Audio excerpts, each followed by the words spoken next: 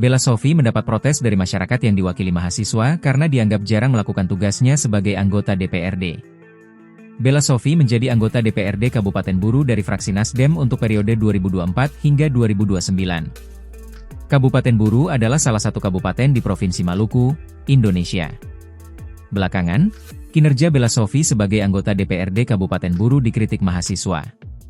Belasan pemuda yang tergabung dalam Gerakan Mahasiswa dan Pemuda Republik Indonesia, GEMPRI, dan Penggugat Keadilan, melakukan aksi demo di depan kantor Gubernur Maluku pada Senin, 4 Agustus 2025 lalu.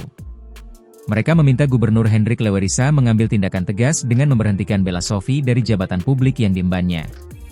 Selang 2 hari kemudian, Bella Sofie kembali dituntut mundur oleh sejumlah mahasiswa dari Ikatan Mahasiswa Muhammadiyah, IMM, Kabupaten Buru, Provinsi Maluku menggeruduk kantor DPRD Buru pada Rabu, 6 Agustus 2025. Upaya mahasiswa itu dilakukan sebagai bentuk kekecewaan terhadap anggota DPRD Buru dari fraksi Nasdem Bella Sofie yang tidak pernah ngantor.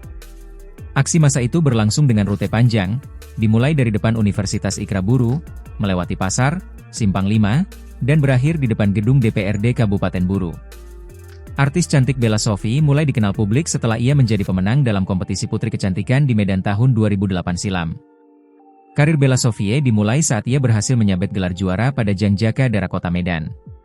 Setelah itu, ia mulai mendapat tawaran bermain di sejumlah judul film. Selain itu, Bella juga menggeluti dunia tarik suara dengan mengeluarkan beberapa single seperti Kesal, Seseorang, dan Mungkin Dia Lelah. Terakhir, Bella Sofie disebut sibuk berbisnis skincare.